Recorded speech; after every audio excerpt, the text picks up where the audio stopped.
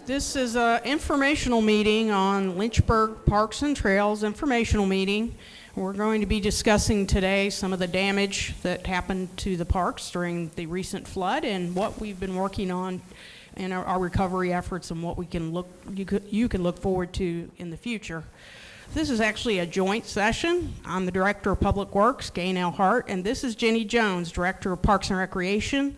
Our two departments work very, very closely together. We perform a lot of the maintenance of the Parks and Recreation facilities along with their staff, as well as work on a lot of projects together. So we're almost like kissing cousins. We work very closely together and have a great relationship. And we're up here because we love the parks and trails as much as you guys do.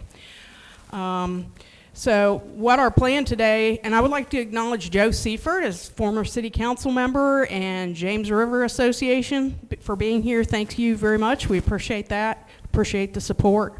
I want to give you just a little brief overview of the storm. As you know, we had a massive rainstorm on August 2nd and 3rd. We had anywhere between 3 to 5 inches of rain in 24 hours. We've also had a very rainy summer. Normally, we all get a break from cutting grass, and this year we've not been able to, so we've had a very rainy summer, and that contributed as well to the flooding. Some experts estimate this was a 150-year storm event, so something that happens once every 150 years. And it's just been a very odd weather spring and summer. We experienced our first tornado in Lynchburg that I'm aware of, and now we have a flood that has done a tremendous amount of damage to our parks and trails. So I would like to go ahead and introduce our staff. I've already introduced Jenny Jones, the director. Next to her, we have Tamara Reynolds. She does volunteer services. Jason Berger, he works with the Parks and Recreation Maintenance. At that table, we've got Howard Covey is with Parks and Recreation. Jerry Whitmore is with Public Works. Clay Simmons is with Public Works. He's our Deputy Director of Public Works. And Andrew Reeder is Parks Manager with the Parks and Recreation Department. We're just going to give you a flavor of what's been going on for the past several weeks, our recovery efforts, our visit with FEMA and VDEM, and what we can do together moving forward to get our parks and trails back into shape. So with that, I'm going to turn it over to Jenny. Oh, and I'd like to recognize one or two other people. I'm sorry. Dave Owen, he's my former boss, but he did a lot with doing damage assessments and helping us get that together, as well as Charlie Yule. And with that, I will turn it over to Jenny. Thank you, Gaynell. Okay, so the first thing I want to do, and I'd like to ask you to stand. I don't have all the names, but I want to introduce our partner groups, and I see a lot of them have shown up in force, and we really appreciate that. First of all, the Natural Bridge Appalachian Trail Club, and I know we have Leonard Johnson, Joe Chavez, and Vicki Gosson. If you don't mind standing up, the Natural Bridge Appalachian Trail Club. Oh, I'm sorry. Okay. Thank you for coming. They helped us build Creekside Trail Connection and helped us maintain the trails on several other of our projects. So thank you all for coming out. We also have from the James River Association, Rob Campbell and Joe Seifert, and there may be some others, and and please do stand. Rob, Joe, and anybody else that is here from the James River Association. And we do a lot of projects that involve the James River, and now we're going to be partnering on the Bateau Festival. From Lynchburg Parks and Recreation, Friends of Lynchburg Parks and Recreation, which is our 501c3, we were expecting Tim Miles. I don't see him yet, but if Tim or any other Friends of Lynchburg Parks and Rec are in the crowd, please stand. Okay. We also have a partner group who we do a lot of races with, and they also help us maintain the trails.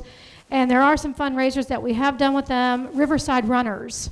Anybody from Riverside Runners? Lynchburg Road Runners, okay. Thank you. And thank you for the information for the impact statement. Okay, next, Greater Lynchburg Off-Road Cyclist, also known as Glock. I know we have Davey Hazelgrove, but I think I saw some other Glock members. Please stand, and I want to recognize them because, as fate would have it, as fate would have it, we just had a chainsaw training, and they just got certified, and they are part of the people you see out on the trails trying to clear, especially like Freer Loop and some of those other trails. They're out there right now helping us with removing some of the trees. They also maintain all of the mountain biking trails in Peaksview Park. So we thank you all for that, and thank you for coming out today. We also have Friends of Lynchburg Dog Park, and they've already provided 2 cleanup days and really removed much of the debris at the dog park. We haven't repaired the infrastructure, but I think we were expecting some of the Friends of Lynchburg Dog Park group today. Okay, welcome. And thanks so much for all your effort. I know you've put in several days of work.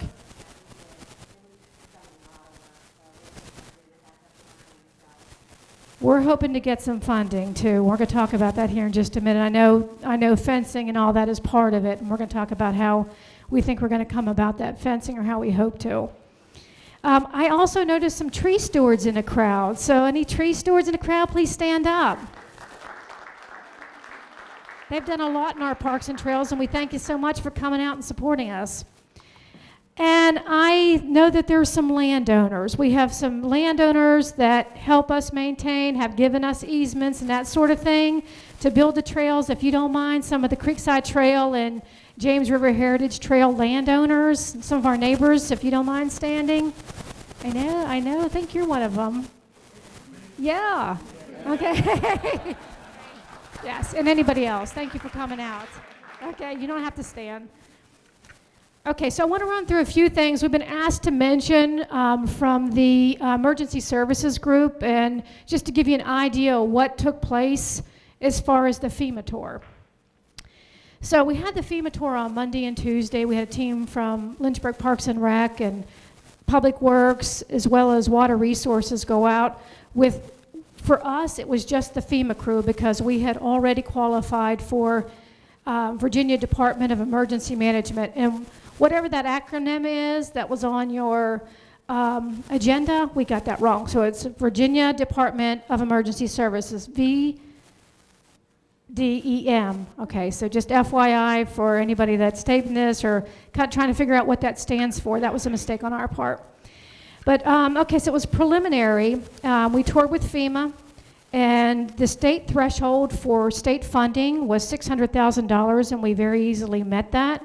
The city did. They estimated $18 million. That doesn't mean that's what FEMA says. And I'm telling you right now, that's not what FEMA says, so we're going to get to that in just a minute. But we needed $600,000 to get state funding. That money is made available in the form of grants, and it's only available up to 25% of your damages. So state funding, only 25% of the damages. FEMA is what we really need, because that's 75% of the damages you get reimbursed for, okay? So the threshold on that was $11.6 million. Okay, we said 18, and these are issues. I mean, there's a couple, it's a couple thousand here and there off, but I'm just giving you the general here. They're still negotiating. That's what they wanted me to say here today. They're still negotiating.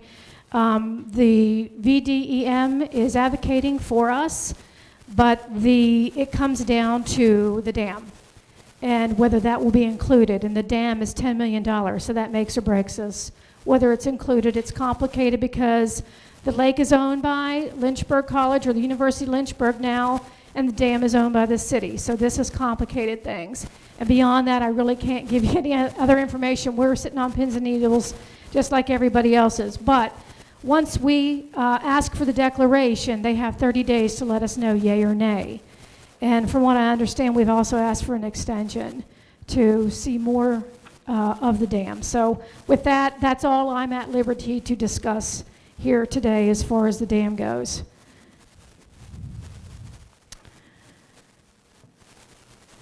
Also, I wanted you to know that on Sunday we turn in our full declaration, the city does, and this involves our impact statement. So it's not just what we've estimated and not just what FEMA has accepted, but also the impact statements. And from what I understand, the impact statement being written out of water resources is going to carry a lot of weight.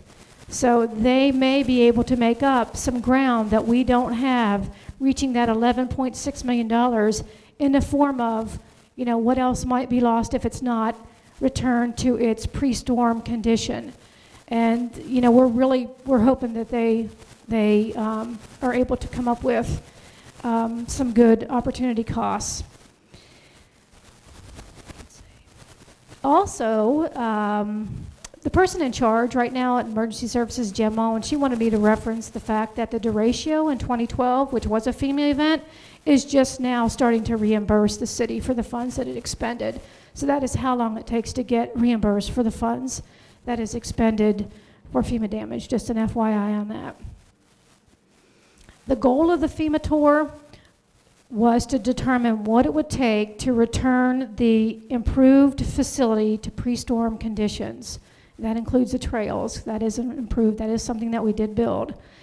And then during the joint preliminary damage assessment, FEMA validates whether what we have determined, our assessments, whether those are eligible and whether those are accurate.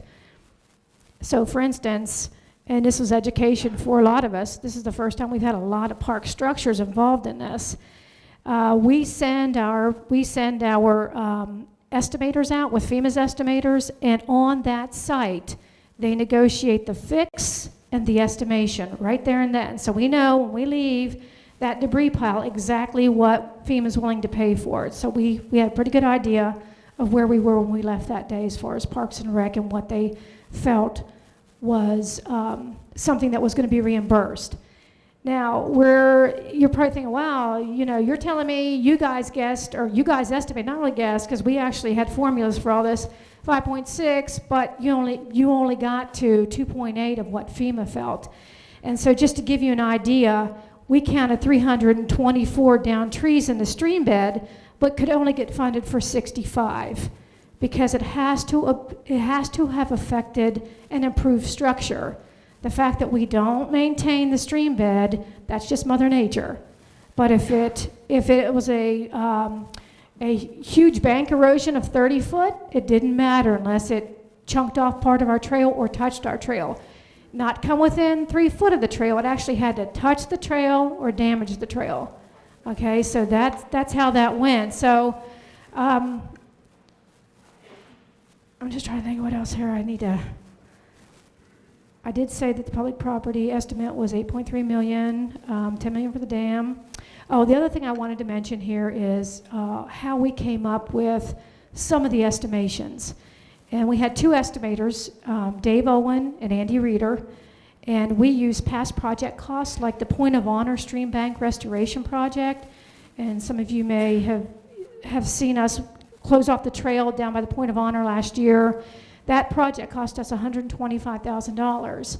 And that was where a sandbar had accumulated a lot of debris, and the stream bed had rerouted and started to erode the embankment next to the trail. So it reached the trail started to fall into the stream, and it was about 5 foot from our utility services. So something had to be done right away.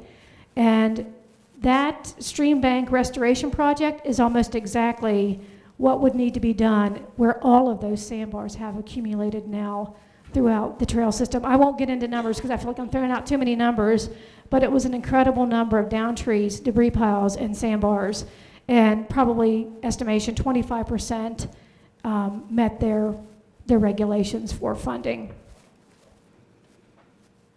The Fairfax County unit price schedule was another, as a lot of people know that as a Fairfax County rider, that we used the, how much is 10 linear feet of fencing, that kind of thing. And then otherwise, if we didn't have exactly what those prices were, we contacted Wetlands Study Solutions, and they gave us estimates for things like tree removal. And with that, the only other thing that I'd say is, as you know, just to dovetail off what Gaynell has said here, we've had an incredible rainy season. Already, before this ever happened, we had all kind of trail collapses that you all know about and a lot of erosion. The city's in a situation, and as far as our operating budgets, we did not plan for this. And so we just got done writing a DCR grant for $150,000 to try to remediate what was done on those 4 rainstorms prior to this ever happening. We still don't know whether or not we've qualified for the DCR grant, but I'm just trying to give you an idea about where the city is with funding and the fact that we don't have a lot and how important it is for us to get the funding from Virginia and from FEMA. And with that, I'm going to pass it over to Jerry Whitmore and Howard Covey, and they're going to talk about our parks and trails. Oh, before they start, we're going to show first a video of the storm damage in general, and second, a video of the FEMA team that went out and just did the park estimation. So it's 2 different videos. One you may have already seen that is just city in general, and second, you've never seen. It's just now being shown, the one about the parks and the FEMA tour. And we thank so much Steve Smallshaw and Phil Spinner of Communications and Marketing for putting that together quickly in a couple days.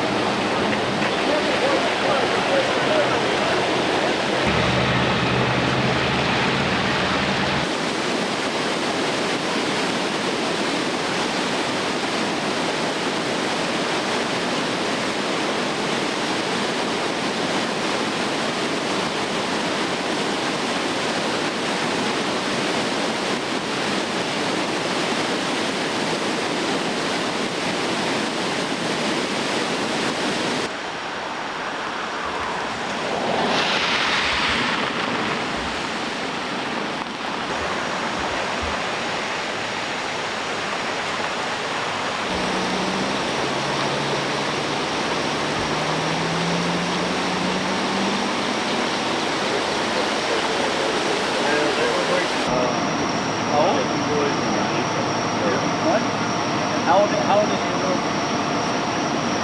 8. No, 6 months? How old are you? How old are you?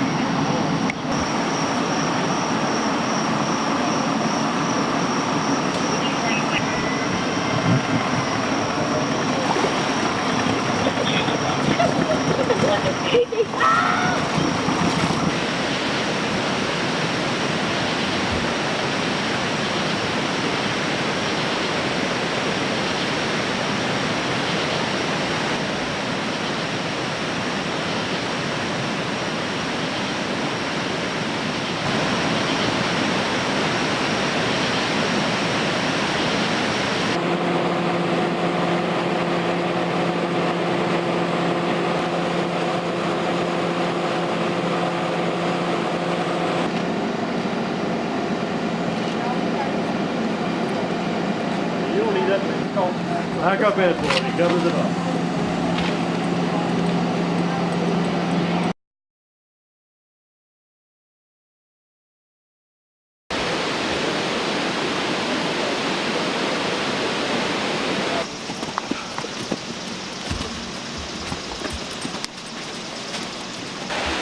Is that opening up the emergency sluice? Yeah. Yeah. So are we seeing an increased flow of water then? Or? Well, there was no water there. Yeah. Now we have water, and we're just opening up in stages. It doesn't look like it's really impacting the creek that much at this point. And what it's doing is basically taking pressure off the other side of the dam. Right. Yeah. Right.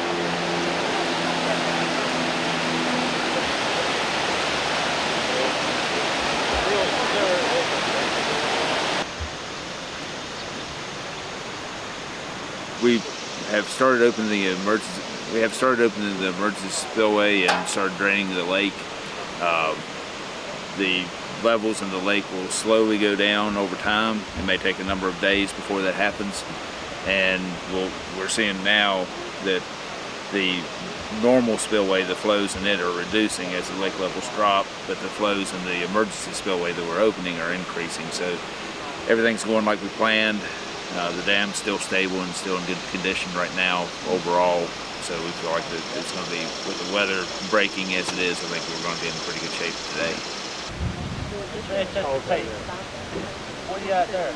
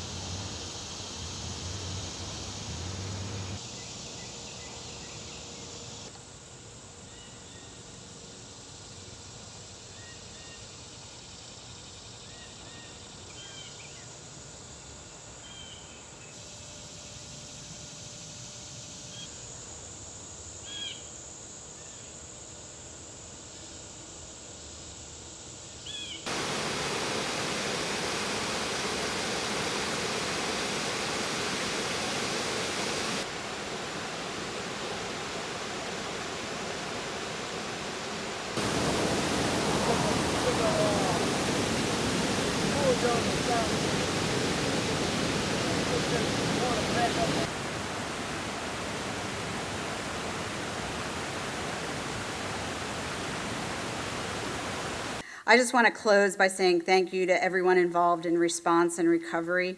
Special thanks to Dr. Guerin and the University of Lynchburg for this space in the very spur of the moment.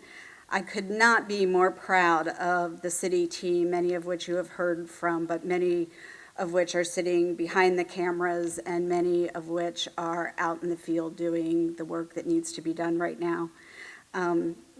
I also want to thank countless community partners and our citizens for their efforts and ask for patience from everybody as we spend the next several days and perhaps weeks working towards resiliency from this event.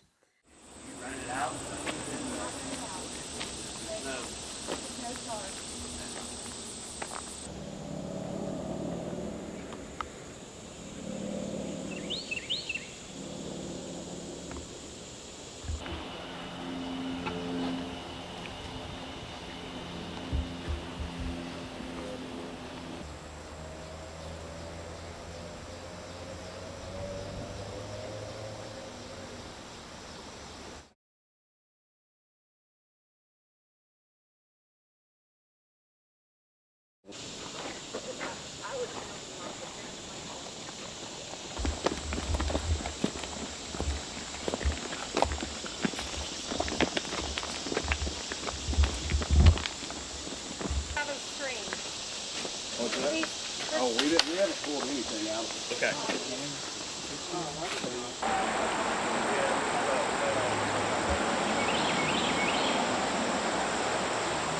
Oh my God. No, I would not. Actually, the is, you know where the mile marker 9?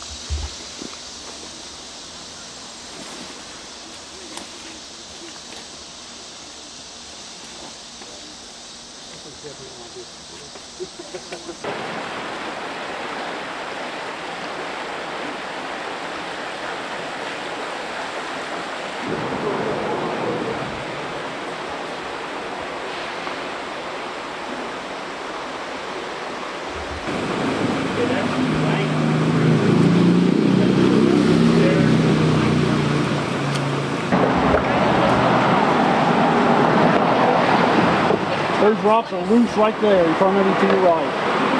Oh.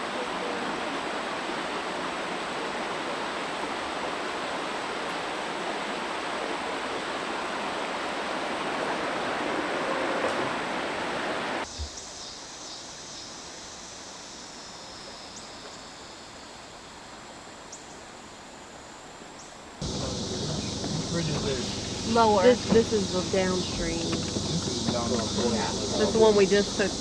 They were taking pictures of it.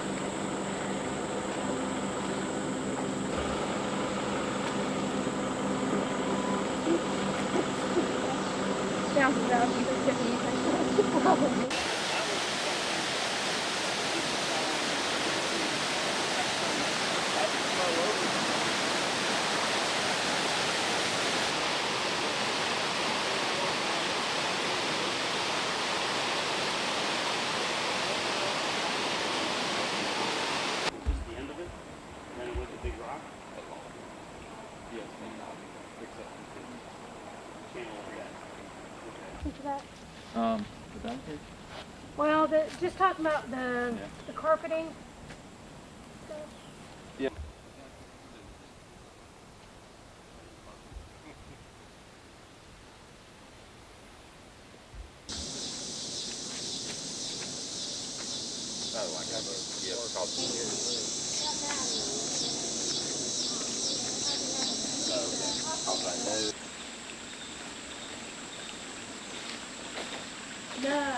No, we're over here at Sandusky Park. Fairly wiped out. Okay. Stone line.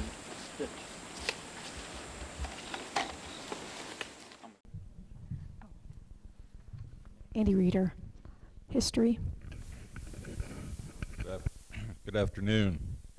I'm Andy Reeder. I'm the Parks Manager for the city, and I'll be giving a brief history of the Lynchburg Trail System. Darn it, somebody's got to follow the movie. Okay. On August 26, 1974, the Commonwealth of Virginia Commission of Outdoor Recreation approved funding for Phase 1 of the Blackwater Creek Natural Area Project. Lynchburg City Council accepted the grant on behalf of the city on September 10, 1974, and over the years approximately 17 miles of trails were built within the natural area, including 6.6 miles of the Creekside Trail, a part of the James River Heritage Trail system, resulting in approximately 40 miles of maintained trails. This project had actually started as far back as 1934 when somebody got the vision for an elongated park starting around Holland's Mill and going upstream along the Blackwater Creek. This region would later be encompassed by parklands, and it's no surprise that a majority of the recently flood damaged sites are located alongside the creek side trail, a multi-use trail with a surface that varies from asphalt to aggregate and from wooden walkway to earthen treadway. The same attributes that make this locale so attractive to rare flora and fauna, and therefore popular with bird watchers and runners as well, make it equally unpopular with developers and homeowners. The Parks and Recreation Department, in conjunction with the Public Works Department, has over the years depended upon many different people in times of historic need to step forward and assume the mantle of leadership to help us rebuild parks and trails after flooding or other disasters. Names like Ed Page, Jim Douglas, Bill and Lori Foote, John and Molly McClendon, Butterfingers here. Just a few of the names of people that have helped us over the years, but also lots of organizations. And Jenny read out a whole who's who list, which included Natural Village Appalachian Trail Club and Friends of Lynchburg Dog Park and J-RAC and the Tree Stewards and Glock, Flipper, and Lynchburg Tree. I said Lynchburg Tree Stewards, but of course the landowners in Lynchburg as well. All of these groups are so important. We couldn't do this without our partners.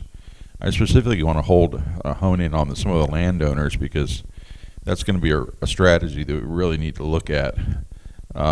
Some of these bridges and things, we're going to have to look at relocating probably portions of the trail to in some cases to the other side of the creek. And if we do that, we can probably get rid of 2 to 3 of these bridges, and that would save the city a lot of maintenance dollars and save trail users a lot of headaches. But we're going to have to work with local landowners to see if we can make that happen. But I know working with these different groups in town and working with landowners, and also working with the city administration, who's always been behind the trails, and city council, who believes in an investment in our parks, we will be able to rebuild again, so that what took 45 years to plan and build and was destroyed in 2 hours may rise from the greenery of spring to behold again. And I believe that sincerely, so let's get started. I think we've got Mr. Jerry Whitmore next. Slideshow. All right, well, my information is a little bit encouraging. All the parks, with the exception of Blackwater, are open. Some parks had some damage, but there's no impact to users, such as Ivy Creek Park. The spillway, the new spillway that we built 6 years ago, worked perfectly. A little bit of damage at the bottom of that, but the park is open for visitors. Peaks View Park got hit kind of hard. Field 4 is still closed. The batting cages are still closed. The new tot lot was inundated. The safety surfacing was filled with mud. We went ahead and jumped on that, excavated all of the old safety surfacing, put in new. So that's back to operating condition. Most of the debris that was out there has been cleaned up. Maybe a little grading left, but the park is open to visitors. Sandusky Park got hit pretty good. It was under several feet of water. And then several inches of silt that's been scraped up. The disc golf bridge, brand new bridge, was washed out. It's now sitting on the bank. But the park is open. Blackwater Park, as I said, is closed. There's a brand new lacrosse field down there which got several inches of silt on it, but Mr. Berger jumped on that and cleaned it up before it had a chance to do any damage. The dog park, of course, as you saw in the video, is quite heavily damaged, and it will remain closed for a while. The trail that runs through Blackwater got washed out pretty good. And it may not be back to condition yet. We don't know when we're going to get that fixed. And then downstream, Hollands Mill Park, Joe's canoe ramp got washed out a little bit, but there's about a foot of sediment down near the picnic table. We had a massive pile of debris. The contractors have already cleaned that up, and they did a really good job with that. So Hollands Mill Park is open.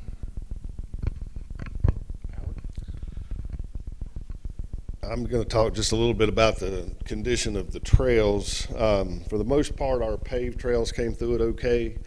The Point of Honor Trail between Hollands Mill and downtown was at one time probably under about 4 feet of water, but the most significant damage there were some down power lines, which AEP's already cleared, and just a whole lot of sediment, which Public Works has gotten out of the way off to the side anyway. So that section of the trail is usable at this point.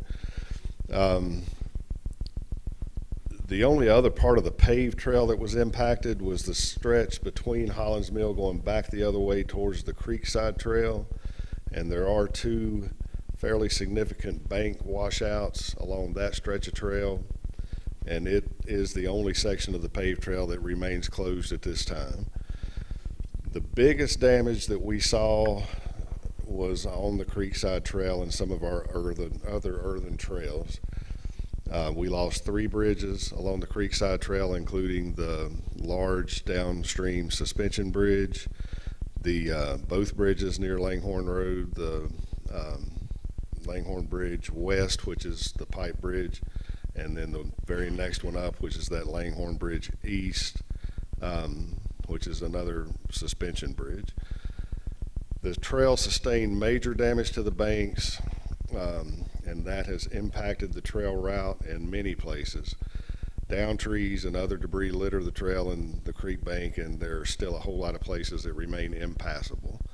At this time, the only section of the Creekside Trail which has been reopened for pedestrian use is between mile marker 0, which is right up from Hollands Mill Park, down to the upstream bridge, which is the bigger hard bridge that goes across Blackwater Creek, and then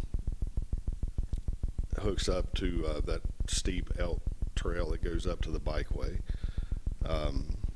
The Beaver Trail has been reopened from the trestle up to the Little Beaver Link, which is that farm road, which also goes back up to the bikeway. The Freer Loop is open, but all of the earthen trails should be approached with caution, and I don't recommend bike use for any of them at this point.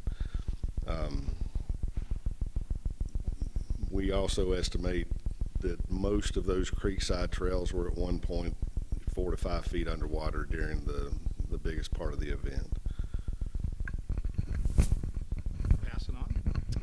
Okay, good afternoon. I'm Clay Simmons. I'm the Deputy Director of Public Works here at the city, and I get to recap what everybody just told you, so this is great. My job's super easy, right? Wanted to talk to you a little bit about the short-term recovery strategies that we've been pursuing, and really in what everybody else has already said, it's evident, but I'll tell you again. Essentially, staff is trying to do what they can with what we've got in-house. We're trying to find a balance between recovery efforts and keeping the other parks open and maintained.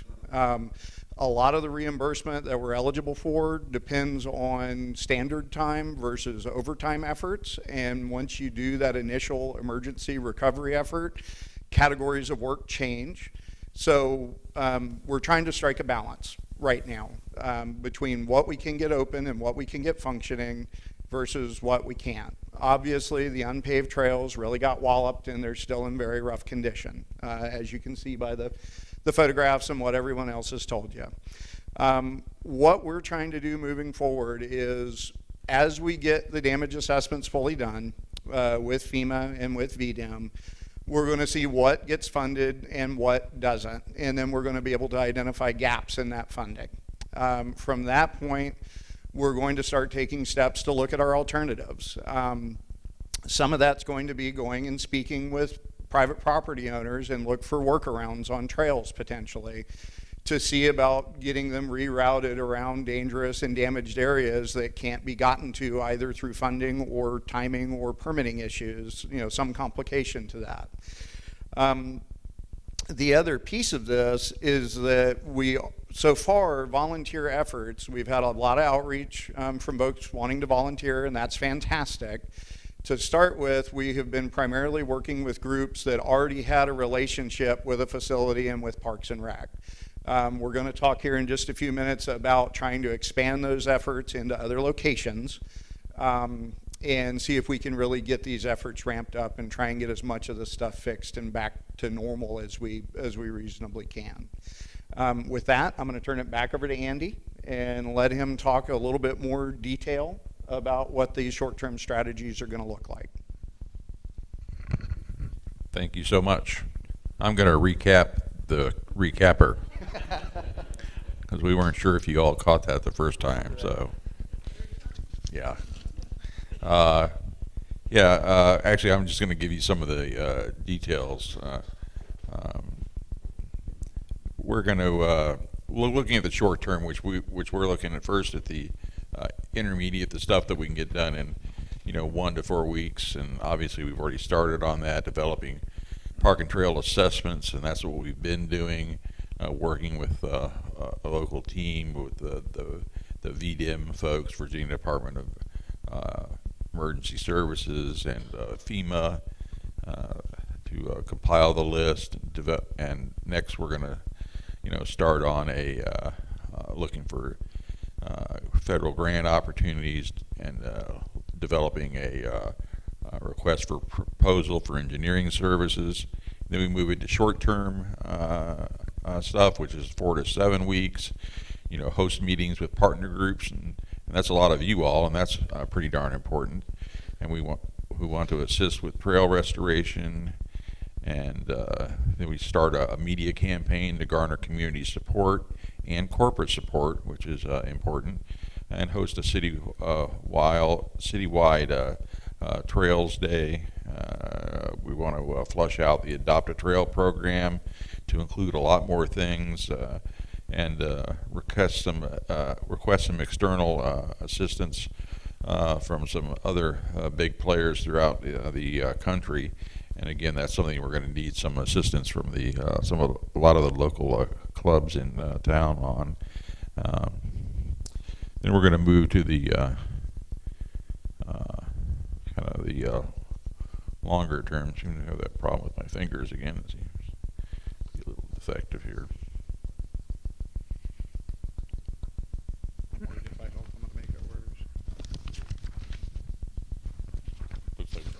Looks like we need a third recapper who actually has dexterity. We're going to work on the unpaved trails and stream bank restorations and sediment bar removal and bridge replacement, culvert crossings, dog park, all that stuff, funding. And we're also going to be looking at maybe some engineering firms that can do some pro bono work, and then we'll be looking at some consultant efforts and so on. So we've got the future kind of mapped out for us. And I think who gets the next? I think we can pass it on to the volunteer groups. I see no need to suffer them through another recap. Yeah. Well, I guess I should pull my notes out. By the way, I've whittled this down to 45 minutes. I practice in front of my mirror at home. Oh, I said 4 to 5 minutes. Okay, got you. All right, my name is Jason. I'm supervisor, and my mic keeps going out. Okay. So wow. Okay, we've seen the pictures. It's pretty amazing. It's pretty remarkable what's happened in our trail systems and parks. And it's kind of like hashtag good grief Charlie Brown and hashtag holy smokes, hashtag SOS, and hashtag we got this, okay? So the big question now is who can help, okay? Another question is how do we get this done, right? So we're hoping that we can get some involvement from the groups here today.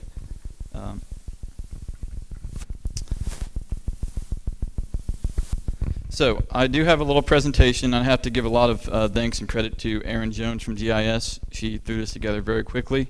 I didn't have much to do with it other than walking around and clicking buttons on my phone. So she did a wonderful job. I just need to plug it in.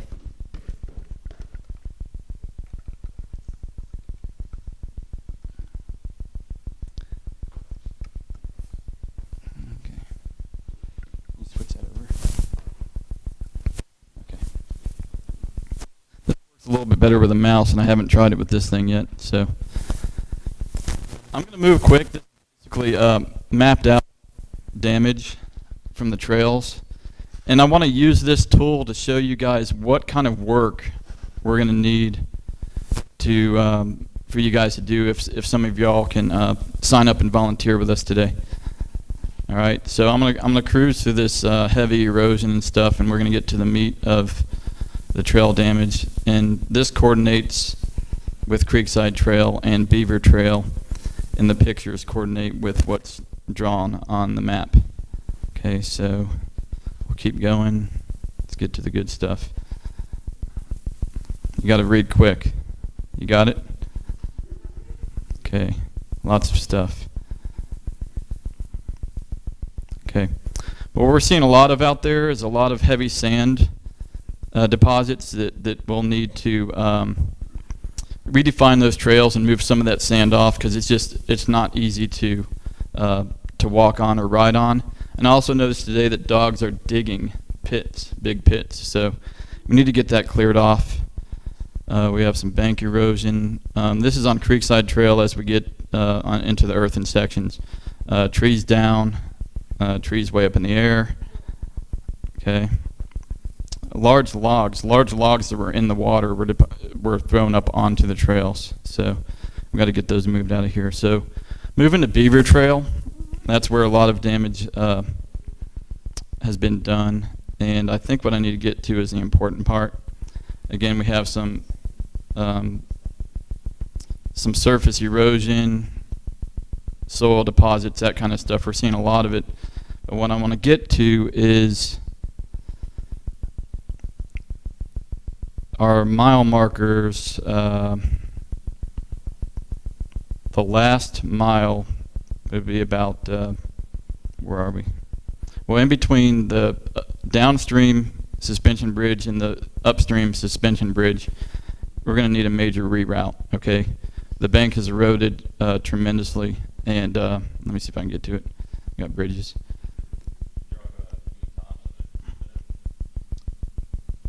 Yes. Yep. Much of the stream bank has eroded into the trail, and we're going to need, I would estimate, around 1/8 of a mile reroute. Okay, some of that's going to be pretty challenging, and we're going to have to put our thinking caps on. Okay. Of course. Okay, here we are. We're getting to that section here now where we're seeing a lot of the erosion. So you get the picture. We have a lot of debris, a lot of erosion, a lot of stream bank erosion that's going to cause us to have to shift our trails over, move them inland some. So I thought about making up some stuff and saying, you know, if I tell Peaks and Creeks Disc Golf Club that we're going to put a 72 pin disc golf course in our trails, it'd be done in about 4 days, you know. So, or if I say, hey, Glock, let's schedule a 1,000-person bike ride and let's move everything out of the way and get it right. Or if I say, Vicky and Joe, can you get about 1,000 fire rakes and picks and let's get going. So glad you're here. I'm glad you guys are here. What we're going to do is take an opportunity today if anybody's interested in helping and wants to be plugged in, and we know some groups have already been out and helped, and we're very thankful for that. We got a sign-up sheet here. We got a quick 3-step process. Well, I'll explain it quickly. One, after y'all sign up, we'll have a sit-down with Tamara Reynolds and I and discuss your crew's involvement.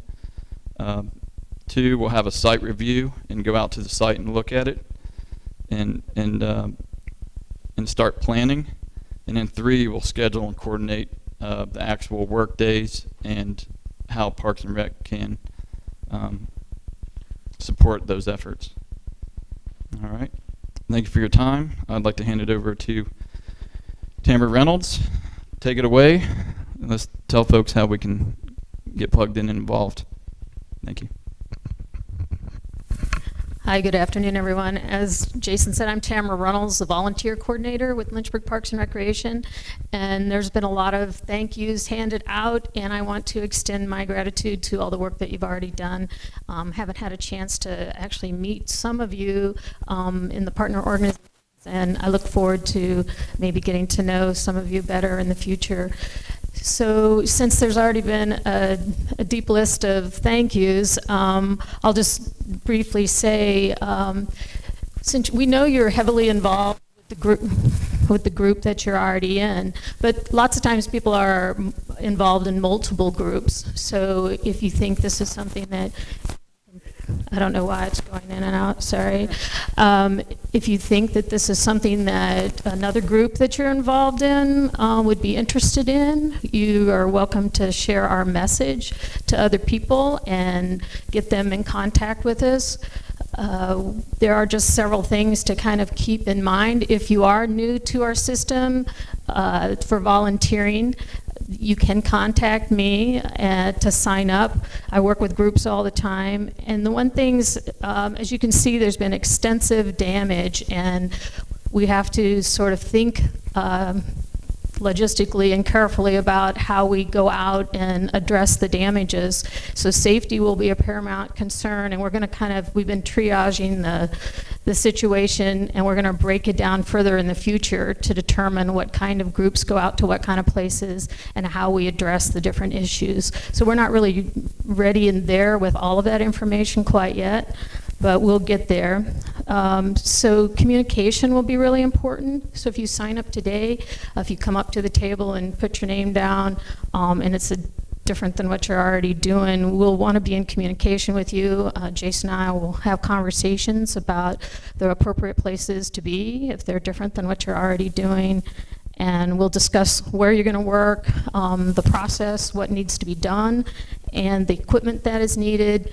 Then we have liability release forms, and we really want to capture these hours that everybody's putting into this work to have it for posterity and for our records in general. We keep records of our volunteers and their hours. We had 894 volunteers that were collected last year that I know of. I know people help us all the time. They're out collecting trash without our knowledge, but it's really nice to get the information and have that recorded. So I just really thank you for being great citizens here in Lynchburg and for really caring about our city resources. And I invite you to come up here to sign after the end of the meeting. And Ginny is next. One more quick thing. I think I definitely want to give a quick shout out specifically that hasn't been mentioned yet. That one group that's been out already so far is Glock, and I want to say that they've cleared a lot of beaver trail, and that's been spearheaded by Eric Dahl. And so thank you, and we really appreciate that. And finally, what I didn't mention this. What you see up there is I have every single trail and damage thing marked up to a certain point by quarter mile, and we'll look at distributing volunteer service work by the quarter mile, and we'll pick those off. Okay, the next action item I want to discuss very briefly. First of all, I want to mention that we do have a financial arm, a nonprofit financial arm, Friends of Lynchburg Parks and Recreation, 501c3, and they have set up a line item that is earmarked for Creekside Trail restoration. Now, what you may not know about Lynchburg Parks and Recreation that is very different from a lot of other parks and recreations around the state is we have no board. So I have nobody to speak for our department, advocacy-wise with city council and otherwise, except for me. And as you know, I'm very limited in how I can ask for money for our department in the operating budget and in the CIP. So what we're hoping to walk away with here today also is a very informal but potent Friends of Creekside Trail restoration. We're hoping that these groups will put some people forward and have this a temporary group until we restore our trails, Friends of Creekside Trail restoration. So maybe a couple people from Glock, a couple people from Flipper, maybe some master gardeners, maybe some tree stewards. Organize yourselves, and this would be the goal, because in a lot of ways I can only do so much as far as fundraising, and if I had a board, they would be doing this, but I don't have that. So one thing I'd ask for is fundraising, and that means a lot of things. And if you're interested after the meeting, I can give you some ideas. We're already looking for grants, DCR grants, all kind of trail grants, everything like that we're taking care of. But funding, advocacy, when I say that, I mean specifically to city council, as I'm not permitted to advocate in that way, and speaking to potential funders on behalf of Friends of Creekside Trail restoration. And then finally, partnering with us to develop a few community events, even if we don't do a lot of volunteer work out of those events, just bringing people together who love parks and trails and want to help, because we're going to need a lot of advocacy in order to get this funded. I don't mean to beat a dead horse or put too fine a point on it, but in the worst case scenario, we get 25% from the state. The best case, we get 75%. That's still a huge gap. We still need to make up, I mean, in some cases, $1 million or more, okay? So, and those of you who have followed, the city does not have CIP funds until 2023. The city uses pay-as-you-go funds, which is money that's carried forward from the previous unused operating budgets.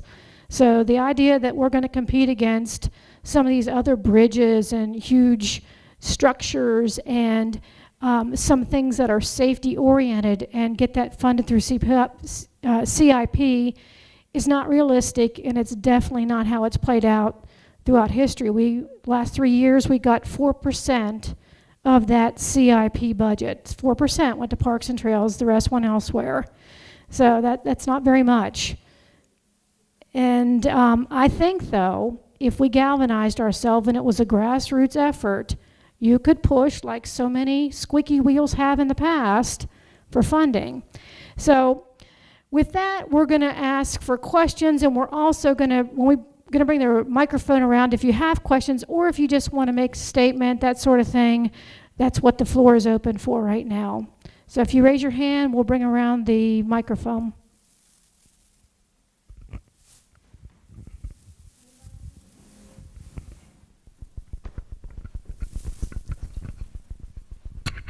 Hey, Jason, I just wanted to get some clarification. You were talking about an 1/8 of a mile reroute needing attention, and there was some earlier discussion about some of these things requiring rights of ways or determination of gaps between funding. So it sounded like there were some delays. Is this work that you're talking about work that's going to be in the 1 to 4 week or the 4 to 7 week assessment that you're talking about needing now? Are there identified parts that you can go ahead with or that we can help with sooner, or is your discussion more about after those evaluations are complete? I would say the best way I can answer that is we're ready to go right now on some of them, and we'll be ready to go on some of the bigger, harder ones. It depends. Who comes forward, who's willing to offer some help and assistance, and how can we organize and start coordinating that and getting it going? How long does it take? Few weeks, a month, but some of them, if you come up and sign up and say, hey, you know, let's talk, let's meet next week, we can get out there with some shovels and rakes and gloves and good attitudes and get it done. Anybody else want to add?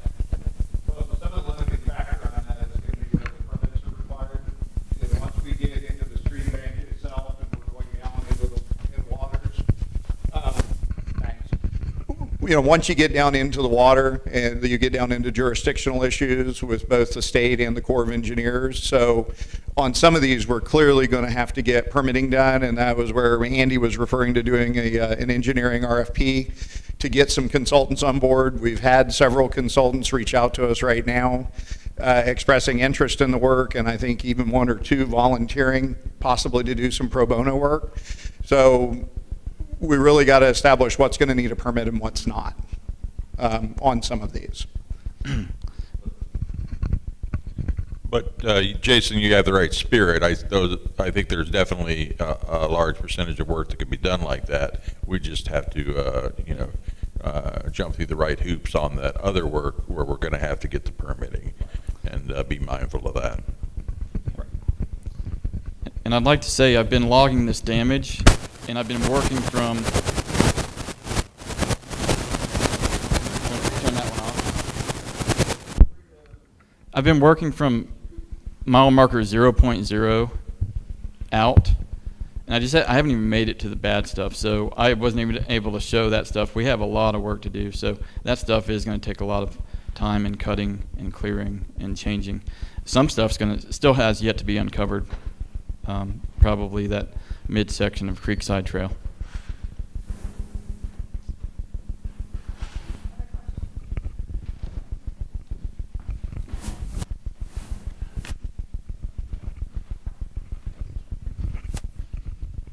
Okay, I'm just wondering, like the downstream bridge where the deck's gone on it, but it looks like the cables still are intact, went across, and I don't know about the status of the bridge that's near the junction of Ivy Creek and Blackwater Creek. That one appears to be intact. I'm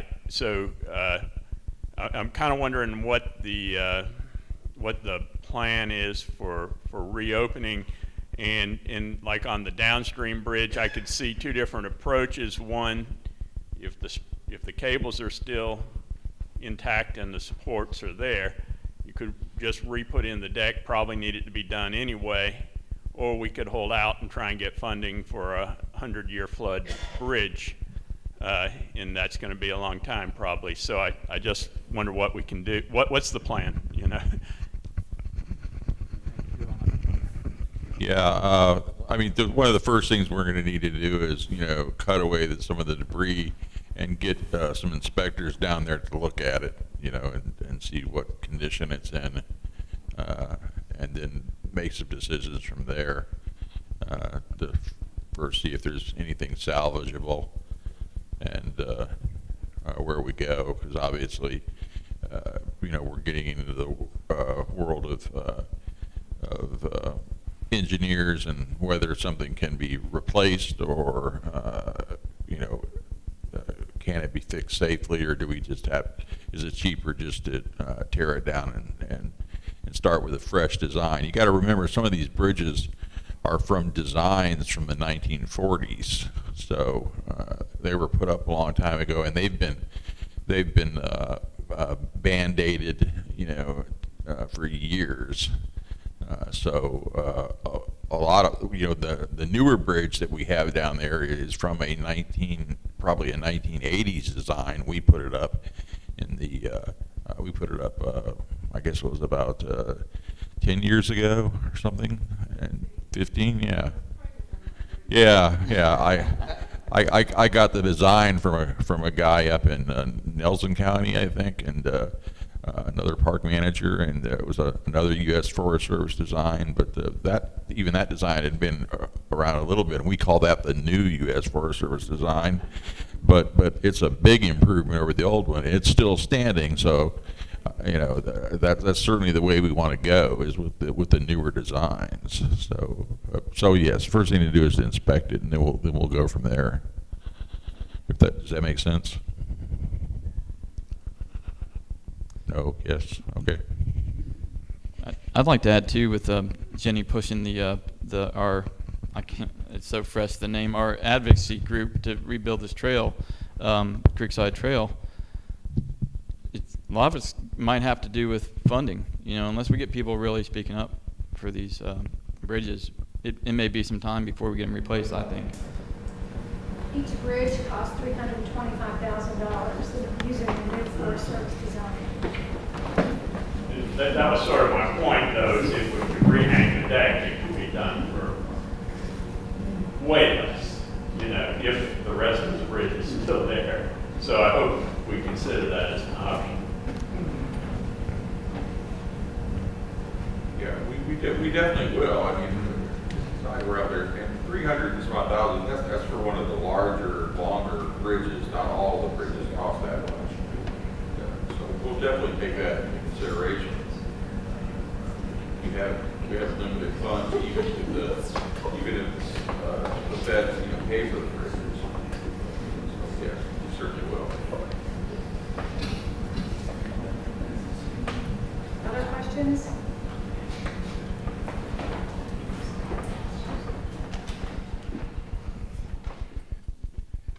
I know you mentioned sediment removal as part of the long-term plan, as of course we've seen piles and piles of sediment in Blackwater Creek, and I know that you mentioned that in there, but I was just kind of wondering, is that something that the city is going to look into doing in kind of the short term or the midterm once some of the trails get back open? I surely know you guys have mounds of work to do, with no pun intended with the sediment reference, but or is that something that's going to come out of the FEMA funding as you go forward?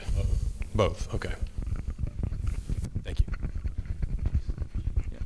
Yeah, it's going to come out of both. We have FEMA is going to fund some sediment removal, no doubt about it. The question is how much sediment removal will they fund? And it could be our best guesstimate is anything from a quarter of what we asked for to maybe 40%, but we don't know. And Jenny will let us know when she finds out. And, there will be I think a fairly immediate response, you know, a short-term, you know, response to, you know, rolling up our sleeves and getting started on some of the sediment removal, and then there'll be a longer-term response that I think you're going to see, you know, that's going to go on forever. I mean, I hope it goes on forever because the sediment is a problem that's going to go on forever. And it's a problem that attacks these deep river valleys, stream valleys we have here in Lynchburg because of our geology. We don't have clean rock-walled streams here. We have clay that's been down cut, and so it's just something we have to watch out for. And in other countries in Europe, they've been dealing with this for hundreds of years, and you see what they do with the revetments and things they put along their streams, and we've got to do something along similar lines. Rob, I hate to put Dave Owen on the spot, but he negotiated with FEMA in the field, and he can tell you exactly how much. And I don't think, first of all, we have to meet the threshold to get FEMA to do anything, so that's not a given. And secondly, even that, I'm pretty sure we only got 25% in the field negotiated, didn't we? So we got 30 of them. 30% on the sandbar, so that's. Well, that's, in my mind, that's 30 cent worth won't be in the river, that's all fine. So whatever we can take, we can get. Yeah, absolutely. It's all right. Shouldn't have been. It wants to be on the show. Any other questions?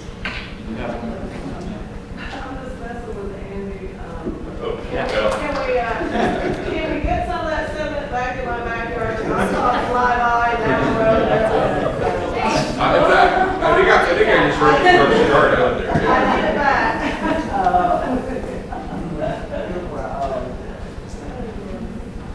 I just had a guy call and wanted to set us on the basketball court out there.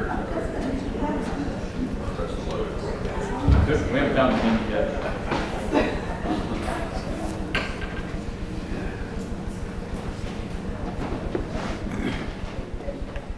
I'll just give a quick wrap up. Yeah, we met with FEMA Monday and Tuesday, and just related to parks and creek and trail damage, we'd estimated $5.6 million. Through negotiations, they were right at $2.8 million funding if the city met the funding threshold of a $10.8 million. So again, what they decide on the dam will make it one way or another whether we receive FEMA funding or not.